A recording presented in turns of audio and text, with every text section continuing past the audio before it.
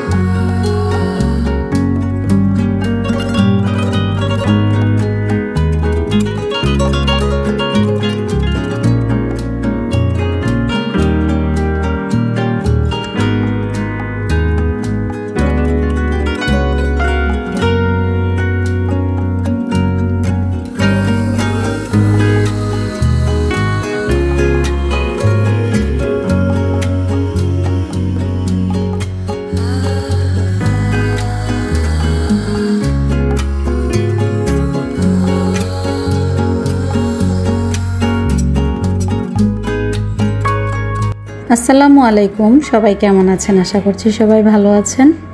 আলহামদুলিল্লাহ, আল্লাহ তাআলার অশেষ রহমতে আমরাও ভালো আছি। দূরে এবং কাছের, দেশ এবং দেশের বাইরে যে যেখান থেকে আমার ভিডিওটি দেখছেন, সবাইকে আন্তরিক ভালোবাসা ও শুভেচ্ছা জানিয়ে আজকের ভিডিওটি শুরু করছি। বিকেলের দিকে একটু স্যুপ রান্না করছিলাম। ম্যাগির কর্ন স্যুপের যে প্যাকেটটা আছে, এখানে 2 প্যাকেট দিয়েছি। তো 2 প্যাকেটের মধ্যে 4 কাপের মতন পানি মেশাতে হবে। পানির পরিমাণটা যদি সঠিক রাখতে পারেন তাহলে কিন্তু খেতে রেস্টুরেন্টের মতোই হবে স্যুপটা। স্যুপের মধ্যে আপনি আপনার মনের মতো করে সবজি মেশাতে পারেন, চিকেন মেশাতে পারেন, যার কাছে যেটা ভালো লাগে। স্যুপের মধ্যে আমি যদি চিকেন দিই তাহলে চিকেনটা সামান্য পরিমাণ একটু সিদ্ধ করে নিই, তারপর সামান্য পরিমাণ একটু বাটার, একটু রসুন, চিকেন একসাথে দিয়ে হালকা ভাজা ভাজা করে তারপর পাউডারটা মেশাই। সেক্ষেত্রেও খেতে ভালো লাগে। আর এটা একদম নর্মালভাবে স্যুপটা রান্না করছি। কিছুদিন যাবৎ কাজকর্মের পরিমাণ এত বেশি গিয়েছে, আমার উপরে এত বেশি প্রেশার গিয়েছে, জ্বর ঠান্ডা যেন কমছেই না। তো স্যুপের মধ্যে কিন্তু আমি কাঁচা মরিচের পরিমাণটা একটু বেশি দিয়েছি। এই স্যুপটা খেলে আমার কাছে মনে হচ্ছে যে আমি শরীরে একটু শক্তি পাবো। আর কাঁচা মরিচের কারণে ঠান্ডা যে লেগেছে, ঠান্ডারও অনেকটা উপকার হবে। তো ইনস্ট্যান্ট শক্তি পাওয়ার জন্যই কিন্তু স্যুপটা তৈরি করেছি।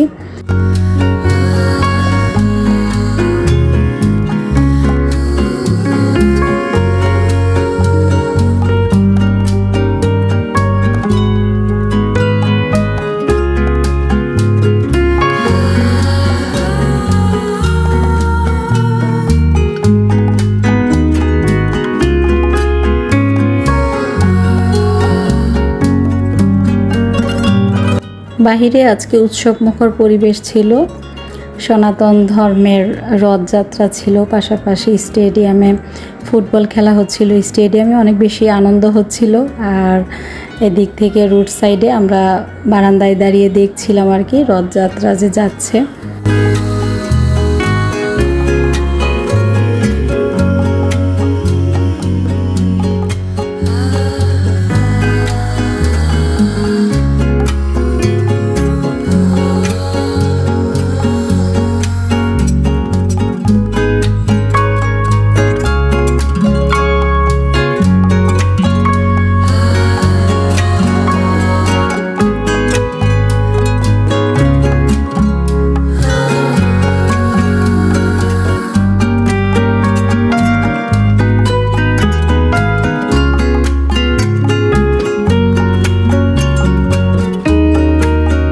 বিকেলের দিকে বাহিরে একটু কাজ ছিল, ফার্নিচারের দোকানে একটু যাওয়ার দরকার ছিল। তো আজকে আর বের হতে পারিনি। বাইরে যে পরিমাণ ভিড় দেখছি, এই সময় যদি বাইরে বের হই দেখা যাবে রিকশার মধ্যেই আমার ঘন্টার পর ঘন্টা বসে থাকতে হবে। তো সেই চিন্তা ভাবনা করে আর বের হইনি। এর মধ্যে আবার আব্বু এসেছিল, আব্বুর সাথে একসাথে বসে চা নাস্তা খেয়ে তারপর আমরা একটু বাইরে যাচ্ছি। মেয়ে বলছিল যে পরোটার মিষ্টি খাবে, ও নাকি পরোটার মিষ্টি খেতে ইচ্ছে করছে। তো মেয়েকে নিচের দোকান থেকে পরোটা আর মিষ্টি খাইয়ে তারপর আবার যাব একটু ভাইয়ের মেয়েটাকে দেখার জন্য। ওকে না প্রতিদিন না দেখলে ভালো লাগে না। আর যেহেতু কাছাকাছি আছে অন্যান্য বাসা, দেখা যায় যে আমরা হাঁটতে হাঁটতে প্রতিদিনই ওকে একটু একটু করে দেখে আসি।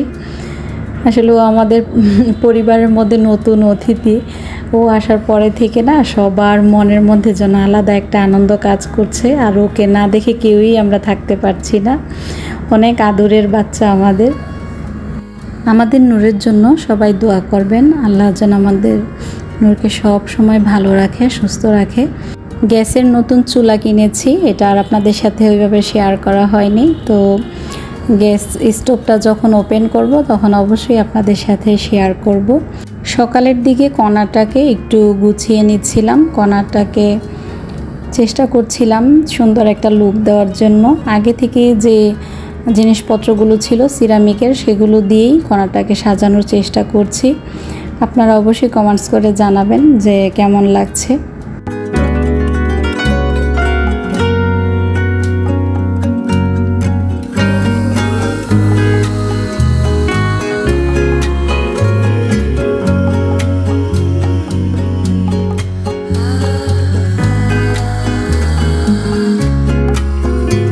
সকালের কাজকর্মগুলো গুছিয়ে নিচ্ছিলাম। ঘর গুছিয়ে ঘরটাকে সুন্দরভাবে ঝাড়ু দিয়ে পরিষ্কার করে তারপর সকালের নাস্তা তৈরি করে নিব। আর সকালবেলা উঠে আগে বিছানাগুলো না করলে আমার কাছে জানি কেমন লাগে, অন্য কোনো কাজে মনোযোগ বসে না। মনে হয় যে আগে ঘর পরিষ্কার করে তারপর অন্যান্য কাজগুলো অল্প অল্প করে নিব। আর এমনিতেও মোটামুটি সকালবেলা ঘুম থেকে ওঠার একটা অভ্যাস হয়ে গিয়েছে, যেহেতু মেয়ে অনেক সকালে স্কুলে যায়, কোচিংয়ে যায়। এখন বেশি বেলা পর্যন্ত ঘুমালেও খারাপ লাগে। আমার ভিডিওটি এখনও পর্যন্ত যারা দেখছেন প্লিজ ভিডিওটিতে একটি লাইক দিয়ে ভিডিওটি কন্টিনিউ করবেন, তাহলে আপনাদের মতো অসংখ্য প্রিয় ভাই বোনের কাছে আমার ভিডিওটি পৌঁছে যাবে। আপনাদের একটি লাইকই কিন্তু একটি শেয়ারের কাজ করে। চাইলে আপনার সুন্দর কমেন্টসের মাধ্যমে জানাতে পারেন আমার ভিডিওটি কেমন হয়েছে। আমি যেহেতু ডেইলি লাইফস্টাইল ব্লগ শেয়ার করি, তাই চেষ্টা করি আমার প্রতিদিনের রান্নাবান্না কাজকর্মগুলোই আপনাদের সামনে তুলে ধরার জন্য ভিডিওর মাধ্যমে। আমার ভিডিওগুলো যদি আপনাদের কাছে ভালো লেগে থাকে, চাইলে আমার চ্যানেলটি সাবস্ক্রাইব করে বন্ধু হয়ে আমার পাশে থাকতে পারেন। পাশে থাকা বেল বাটনটি প্রেস করে দিলে আমি ভিডিও দেওয়া মাত্র আপনাদের কাছে নোটিফিকেশন পৌঁছে যাবে। ভিডিও দেওয়ার পর আপনাদের সুন্দর সুন্দর কমেন্টসগুলো যখন পড়ি তখন কিন্তু নিজের কাছেও আরেকটা নতুন ভিডিও করতে অনেক বেশি ভালো লাগে। আর আপনাদের কমেন্টসগুলো কিন্তু অনেক উৎসাহ দেয় যে আমি আরেকটা নতুন ভিডিও আপনাদের সামনে তুলে ধরি। তো আজকে সকালের নাস্তায় একদম সিম্পল রান্নাবান্না করছি। একটু আলু দিয়ে ডিম দিয়ে একটু ভাত ভাজা করে দিচ্ছি। ভাত ভাজাটা নামানোর আগে সামান্য পরিমাণ একটু জিরার গুঁড়া আর একটু সামান্য পরিমাণ ঘি দিয়ে দিয়েছি। কাঁচামরিচ, ধনিয়া পাতা এগুলো দিলে কিন্তু আরও ভালো লাগে। তো আমার ঘরে বাজার শেষ, আমার বাজার করতে হবে। আমি সকালের নাস্তা খেয়ে আবার বের হয়ে পড়লাম বাজারের উদ্দেশ্যে। ঘরের মধ্যে দেখা গিয়েছে যে বাজার সব কিছু গুছানো না থাকলে কিন্তু রান্নাবান্না করতে একটু এলোমেলো লাগে। তো আজকে যেহেতু বাজার করব, মোটামুটি আমার উপর দিয়ে কাজের প্রেশার অনেকটাই যাবে। তারপরও চেষ্টা করব আপনাদের সাথে একটু একটু করে শেয়ার করার জন্য। আর রাতের দিকে একটু মেহমান বলেছি, আর প্লাস আমার আব্বু আছে, আব্বু আসবে বাসায়। গরম পড়েছে পরে থেকে আমি একটু বিকেলের বাজারেই যাওয়ার চেষ্টা করি, কিন্তু সকালের দিকে আমাদের নরসিংদী যে ভেলানাগর বাজারটা আছে সেখানে বাজারটা আমার কাছে বেশি ফ্রেশ মনে হয় আর কি। মাছ মাংস সব কিছুই টাটকা থাকে। সবজি, মাছ, মাংস সব কিছুর দামও এখানে মোটামুটি আমার কাছে কম মনে হয়। তো গরমের কারণে প্রায়ই এখন দেখা যায় যে বিকেলের বাজারে চলে যায়, কিছুই করার নেই। তো আজকে আবার খুব সুন্দর মাছ ছিল বাজারে, দেখে ভালো লাগছিল। মাছের অনেক বেশি ভ্যারাইটি ছিল। তো আমি আজকে যেহেতু বাজার সব কিছু গুছানোর একটা প্রেশার আছে, মেহমানও আসবে, আমি একটু চিংড়ি মাছ, রুই মাছ, গরুর মাংস, মুরগির মাংস এই সব ধরনের বাজারগুলো করে নিয়ে এসেছি। আর একটু পেঁয়াজ কিনে নিয়ে এসেছি। গতকালকে 1 কেজি পেঁয়াজ এনেছিলাম, আজকে আবার আরেক কেজি নিয়ে এসেছি। পেঁয়াজের দাম দেখলাম একটু বেড়ে গিয়েছে, শুনলাম আরও বেড়ে যাবে। তো যে দ্রব্যের দাম যখন বেশি সেটা তখন একটু হিসাব করে ব্যবহার করলেই চলে আর কি। তো এখানে আমি কিছু বিস্কিট কিনে নিয়ে এসেছিলাম, গরুর দুধ কিনে নিয়ে এসেছি, একটু পোলাওর চাউল কিনেছি, ডাউল কিনেছি। কাঁচা বাজারের পাশাপাশি কিছু শুকনো বাজারও করে নিয়ে এসেছি। সবজিগুলো সব বের করে নিচ্ছি, আলাদা আলাদা পলিথিন করে ঝুড়ির মধ্যে ফ্রিজে রেখে দিব। আর যে ধনিয়া পাতা, লেবু এগুলো এনেছি, তারপর চাশনি পাতা, এগুলো একটা ঝুড়িতে দিব হালকা শুকালে, তারপর পলিথিনের মধ্যে রাখতে হবে, নয়তো বা নষ্ট হয়ে যাবে। তো এখন একটা ঝুড়িতে এখানে রেখে দিয়েছি। ফ্যানের নিচে কিছু সময় রাখলে পানিটা হালকা শুকিয়ে গেলে তারপর সুন্দরভাবে টিস্যুতে মুড়িয়ে রেখে দিব ধনিয়া পাতাগুলো। তো এখানে মাছ মাংসের বাজারগুলো বেসিনে রেখেছি পরিষ্কার করে, তারপর একবারে ফ্রিজে রাখবো। আজকে মোটামুটি কাজের প্রেশার আমার উপর ভালোই আছে। আগে শুধু শুনতাম যে মেরুদণ্ডের মধ্যে ব্যথা করে, কোমরে ব্যথা লাগে, তো বুঝতে পারতাম না, কিন্তু ইদানিং আমার মনে হচ্ছে যে আমার মধ্যে এই সমস্যাটা দেখা দিয়েছে। বেশি সময় ধরে দাঁড়িয়ে কাজ করলে তারপর প্রথম অবস্থায় তো বুঝতে পারি না, পরে দেখি যে কোমর একটু খারাপ লাগছে, একদম জ্বর এসে পড়ে এই ব্যথায়। তো চেষ্টা করি একটু রেস্ট নিয়ে সবগুলো কাজ গোছানোর জন্য আর কি। আর রাতের দিকে যেহেতু মেহমান আসবে, সব কাজকর্ম চাচ্ছি একটু তাড়াতাড়ি গুছিয়ে ফেলার জন্য। এদিকে একটু সালাদ কেটে বক্স করে রেখে দিব, যতটুকু কাজ গুছিয়ে করে ফেলা যায় আর কি। গুছিয়ে কাজ করলে আপনি দেখবেন যে কাজের প্রেশারটা আপনার উপর অনেকটাই কম থাকবে। গরুর মাংসটা যেহেতু একটু বেশি সময় লাগবে, সে কারণে গরুর মাংসটা আমি দুপুরের দিকেই বসিয়ে দিয়েছিলাম। গ্যাস স্টোভটা এখনও ফিটিংস করা হয়নি, মিস্ত্রি আসবে, এসে গ্যাস স্টোভটা লাগিয়ে দিয়ে যাবে। তো আজকে সমস্ত রান্নাবান্না কারেন্টের চুলাই করে নিব, রাইস কুকারে আর কারেন্টের চুলা মিলিয়ে রান্নাবান্না হয়ে যাবে, অল্প অল্প করে রান্না করে নিব। আর গরুর মাংস এখানে আমি একবারে মেখেই বসিয়ে দিচ্ছি, আর এইভাবেই আমার কাছে মনে হয় যে গরুর মাংস খেতে বেশি বেটার হয়।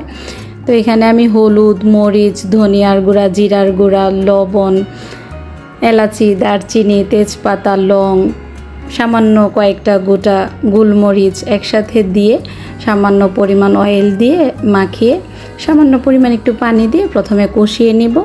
তারপর ভালোভাবে কষানো হলে মাংসের মধ্যে ঝোল দিয়ে দিব।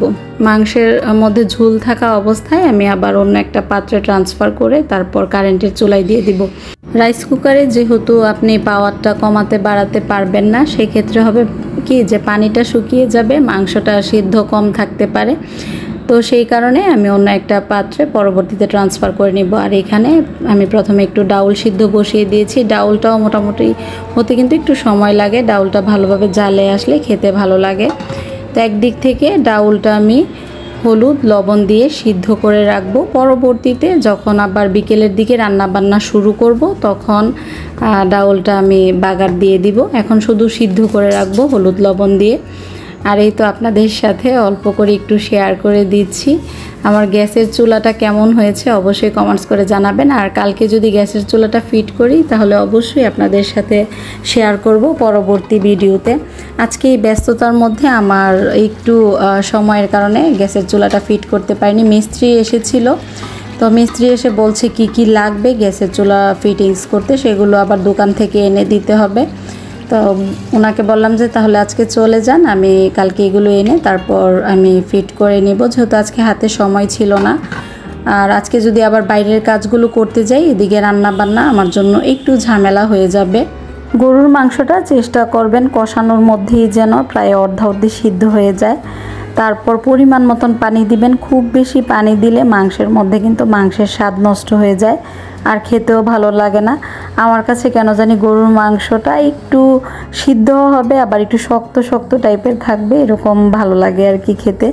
তো এদিকে আমার গরুর মাংস রান্না কিন্তু হয়ে গিয়েছে, অপর দিকে আমি ডাউলটাও বাগার দিয়ে দিয়েছি, আর ঘরটাকেও আরেক দিক থেকে গুছিয়ে নিচ্ছিলাম। এরকম করে অল্প অল্প করে আজকে সারাটা দিন আমার কাজের মধ্যেই কেটেছে।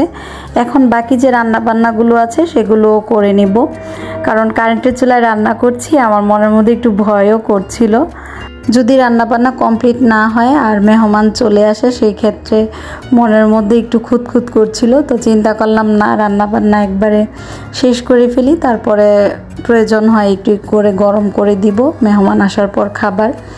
নয়তো বা সমস্যা হলেও হতে পারে, যেহেতু বাংলাদেশে লোডশেডিংয়ের সমস্যাটা একটু বেশি। আর মেহমান আসলে দেখবেন রান্নাবান্নার পাশাপাশি আপনার ঘরটা যদি গুছানো না থাকে, নিজের মনের মধ্যে শান্তি লাগে না। রান্নাবান্নাটা যেমন ভালো হওয়া প্রয়োজন, তেমন ঘরটাকেও গুছানো থাকলে মেহমান আসলে মেহমানও কিন্তু একটা রিল্যাক্স পায়, দেখতেও ভালো লাগে। আর যারা বেড়াতে আসছে ওরা দেশের বাইরে চলে যাবে কিছুদিন পর, হয়তো বার দেখা নাও হতে পারে। তো সেই কারণেই হঠাৎ করে ছোট্ট একটা প্রোগ্রাম করে নিলাম আর কি। সারাদিন কাজকর্ম করতে করতে প্রায় ক্লান্ত লাগছিল, তো আমাদের জন্য এখানে একটু চা বসিয়ে দিয়েছি। 3 মা মেয়ে বসে এখন একটু চা খাবো, একটু গল্প করব, রিল্যাক্স করব, তারপর আবার বাকি রান্না বান্নাগুলো শেষ করব, কাজকর্মগুলো শেষ করব। কাজকর্ম প্রায় শেষ বললেই চলে, ঘরটাকে গুছিয়ে ফেলেছি। এখন মুরগির মাংস আর চিংড়ি মাছটা রান্না করব, একটু পোলাও রান্না করব।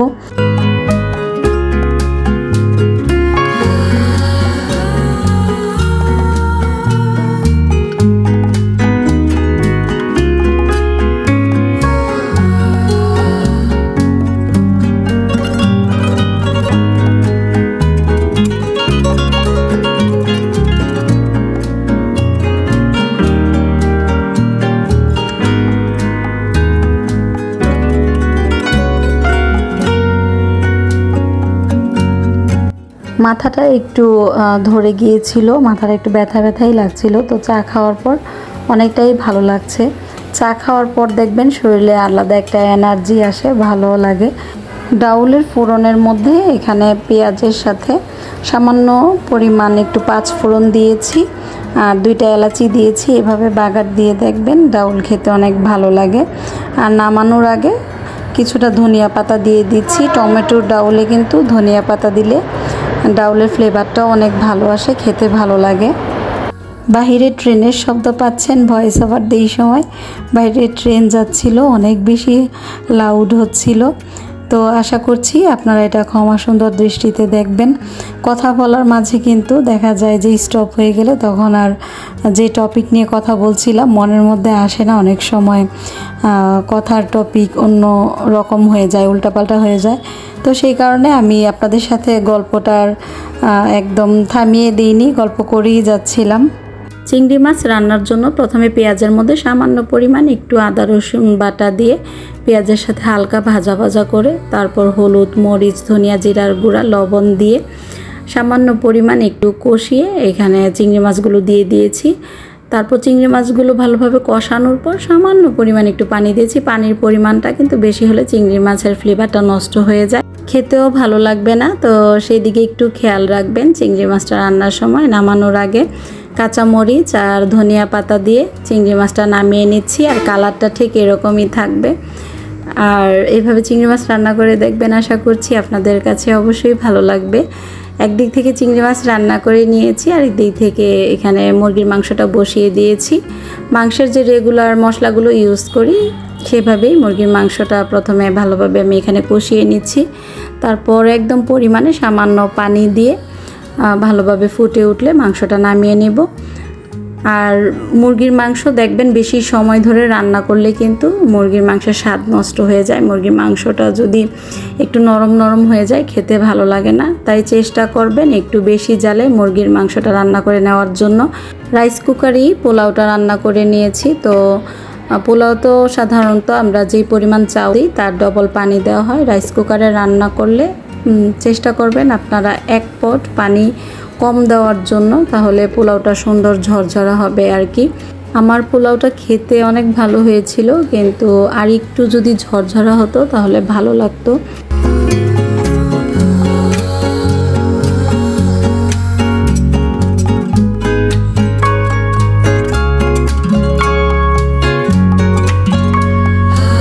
বাসায় মেহমান অলরেডি চলে এসেছে, তো মেহমানদেরকে সন্ধ্যায় নাস্তা দিয়ে দিচ্ছি। সন্ধ্যায় হালকা নাস্তা আর সাথে ফ্রুট দিয়েছি, আর পাশাপাশি অনেক গল্প করছিলাম। আজকের দিনটা ভালোই কেটেছে, সারাদিন ব্যস্ততার মধ্যে কাটলেও বাসায় দেখবেন কেউ আসলে মনের মধ্যে আলাদা একটা আনন্দ লাগে, গল্প করতে ভালো লাগে।